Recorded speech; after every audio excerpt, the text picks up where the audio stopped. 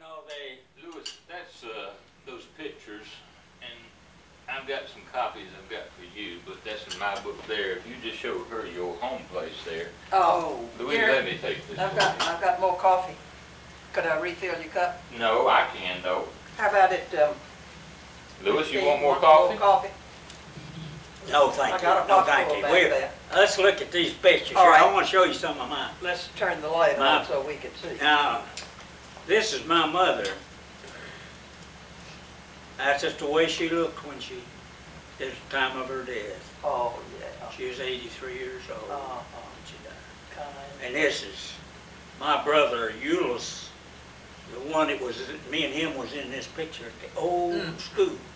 Now that's Gary's daddy there. Oh, yeah. And he left here and went to Atlanta and he lived down there. Of course, Gary's, that's all of the reading and all, I guess. I don't know how many of the pictures he is in here, but Oh, this is a wonderful book. oh, it's some of Gary's work. Now here's a picture. I think that's 78 photo of the old remains of the Anna Osteen King family home. That is all that's left of it, just fell down there. You know. Well, that would be the rail pen that the gap was named after, I guess. That's what I told Dries Jansma. Do you know him? Who? Dries Jansma. He's a Dutchman that lives up at Rail Pen Gap. Well, I That's only one of actually them what was people. left of their home, Louise. Now, Oh, yeah. the home they were actually raised in preceded that one. It was a log cabin. But that was the remains of the old Now here, just sided home that was now built here on is later. this is the crib. Yeah. You got a picture of it 2 times there. This is the old. Chestnut farm. Yeah, it was made out of logs. My daddy built that. Red clay chinking was still See right there between the logs, you can Yeah. still see some See, of the that red chinking clay fell chestnut. out. chestnut logs. Yeah, all that's chestnut logs. And me and Jerry went up there, Uh-huh. and they was tearing that thing down. And I got that log, and I got them 3 logs, Uh-huh. and I got them over there stored to have. Uh-huh. That's the only thing I got left of that old home place. Was them had chestnut logs, and my daddy, the way they hewed, they fit things together real It's good. amazing. But it's just like the rock masons, how they got these irregular shaped rocks. Yeah. Fit so that they'd come out at the Yeah. edge of the wall. Now that's nice work here. Oh, yeah. That's nice work. Looks like some of Joe Salsa's work. Gert Hall, but the coffee pot's in Yep. the kitchen. Um, Go have Would you care for some more? no, thank no, Are you sure? I would. What did that, no, who did that work? Gert You know? Hall, but Halbert? Hall, but Yeah. Yeah, that was good too. But old man Joe Salsa's well, I don't know. He may have been in on it, but Halbert was in charge of the rock work. he's Joe Fitter. Uh-huh. That looks just like some of his work there. But that is genuine right there. The rock for the house came from the quarry up here at the Flat Rock Plain. Yeah. But the mantle and the windowsills came from over at Fletcher. Oh, for goodness sake. That is just beautiful. It's hard. We lived before that where Food Lion is. That's some of the There was mountains. a hill there, Yeah. and the hill's gone even now. Oh. Now these pictures here that's taken, that's up on the mountain there before there was any of the Kenmure development there, you know, there wasn't any. But I went up, carried me up there here about 4 or 5 months ago. John Lawrence. John, and boy, I'm telling you, you wouldn't recognize it. They got new roads, they got roads, I wouldn't- $1 million homes I built. wouldn't live in there for anything. Everything on that mountain is Right there, that was the property that your mom and dad once Yeah. owned, and it's about how many acres? There's 20 acres. 20 We own acres. 20 acres in there. And you can see off in the distance there, there's Pisgah Mountain. Yeah. You can see you most get a of the mark. Blue Ridge. Why, you can't, my mom mama sold that 20 acres to old Gordon McCabe, old Mac. And he ruled for nothing, just about it. Yeah. And of course, he built her a new house and told her she could live her a lifetime if she wanted, as long as she lived. Wouldn't cost her anything and all that. Big blowed up deal there, you know, that's all it was. A few years later, they were gone. That's Nettie King, Grandpa Jury. This is a picture of his old house it was painted by my cousin, one of my cousins. He lives in Simpsonville, South Carolina. And he painted that. That's a picture. And This house set on what we always called the old mail carrier road across Mount Olive there. The mail went across Mount Olive and down through Kenmore? No, it didn't go through Kenmore. It come out on the top of the Blue Ridge Mountain down there, you know, where that sky, Where the orchard is? yeah, orchard. Yeah. Uh-huh. That was the old mail carrier road through there, all the way across that. Well, I remember when they had bumps in the road periodically so that you wouldn't roll back down if your engine stalled. It was a terrible road. My dad used to like to drive roads. Well, now, this road, going from by my grandfather's house, it went right by the side of it. That's it, way over on the side. It See the went white? all the way around that mountain there. Right here it is. Uh-huh. That's it. Mount Olive. And it went right by through there. Yeah. And my grandfather's, And they ought to see this road now. oh yeah. And right out here, right at the back of this was his shop. My grandfather's shop sat right back here, just a little ways from the house back here was the shop. Turn it over And it one was, page and show her. That's shop on the next page. And he was a genius in making things. Uh-huh. My grandfather, he make anything in the world he wanted to out of steel. Great. And that's him, that's grandpa. Oh, yeah. That's my grandpa right there. And that's the shop in the background. I wonder if he was named for my great-great-grandfather. I don't know, but he was a king. He was named for his father. His father was named And Jeremiah. this is my grandmother King. She was Thomas. Uh-huh. And he'd make anything out of Well, it's amazing how people could do that, back when they didn't have stores. You know to what go he to. what he told me? He told me the art. He says the art for blacksmith, real blacksmith, would be lost when him and guys like old man Francis Ficker. You remember old man? I remember the Fickers, The yes. old man Francis, he's German. He had a rough time with English, you know. talking. And him and my granddad was a great friends there, old man Francis Ficker was.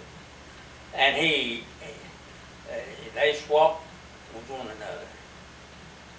And he'd make, this guy here he can make anything about wagons, wagon wheels, that old steel, the way he'd bend that stuff around and put it on it. Spokes, hubs. Well, he had to have a very hot fire.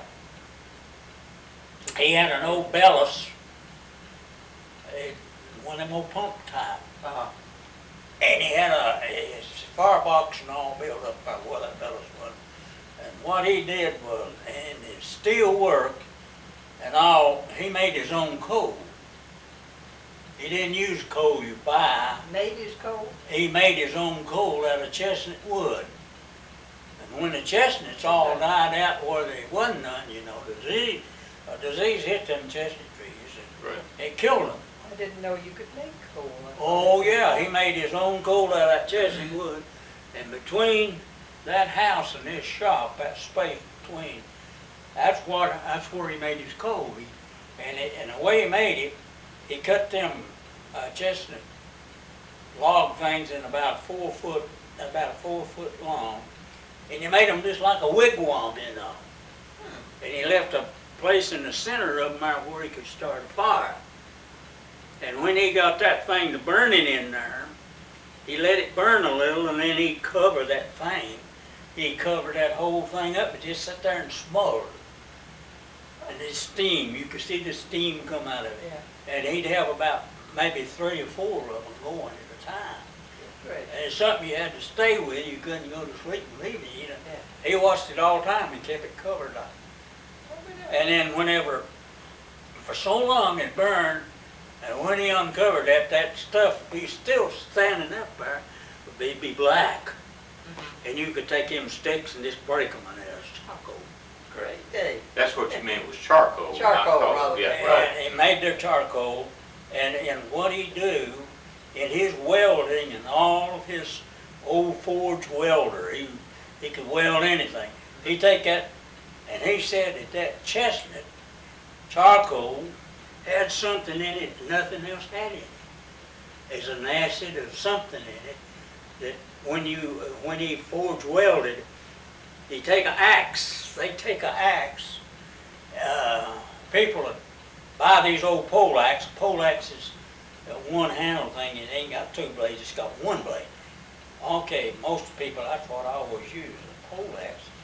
And they'd use them things that wore them down. The blade wouldn't be that long. You take a piece of steel and forge weld a new blade on that. He called it upsetting the axe. Hey, people don't know what that is now. No. Don't ain't never heard of it. But when he got through with that axe, you go to the store and buy one, you couldn't tell it from the one in the store. The only difference was he tempered that thing. Greatest guy on tempering steel you ever seen. He tempered that blade, and it wouldn't get dull with you. You hit a rock or something, it wasn't too hard, it wouldn't fleek, it just stayed sharp. Good gracious. Now that's the kind of work he did. And them people on the mountain, all that mountain people back there, they buy plow points. You know, people use plows then. They had old turning plows and cultivators, single foots, and all them kind of plows. But what they use, they'd wire them plow points down through them rock and everything to where they get down there to where they didn't have no point on them at all. And they took them down there, and the old man would make them a new point. He'd put a new point on it. Forge welded on there just like he did an axe. And they didn't have to buy new blades. They did. Them points would last twice as long as when you go to buy. And that was your grandfather? That was my grandfather, didn't it? Now, Louis, where was his shop and his house in relationship to the cabin that you were born in? When I was born in, it was it wasn't hardly a mile from there over to where my house was. So it was on the other side of that road? The other side of that, over the hill. And that road is actually the Eastern Continental Divide. Yeah, Okay. that's the divide. That's a mountain, that's a Blue Ridge divider. And he had I never will forget, when I went to working with a gas company, I had a lot of customers all over the country, down in Polk County and everywhere else. And I had a fellow named E.O. Knight over in is in Polk County. I don't remember just what the name of the place was over. But he had a ram. He had a spring well down there. He got him a ram and put it down there, and he pumped water in a tank so he'd have water in his house, man. He was telling me over there that he guessed that he was the first person up in these mountains that ever had running water put up in a tank by a ram. And I said, my granddaddy had a ram when I was a little bitty boy. I said, I could. And you go over and you hear that ram ping, Yeah. all, you know. There used to be one on this place. And he always said he was taking water out of the Atlantic and putting it in the Pacific. He was looking up the dividing line there. Oh, that's cute.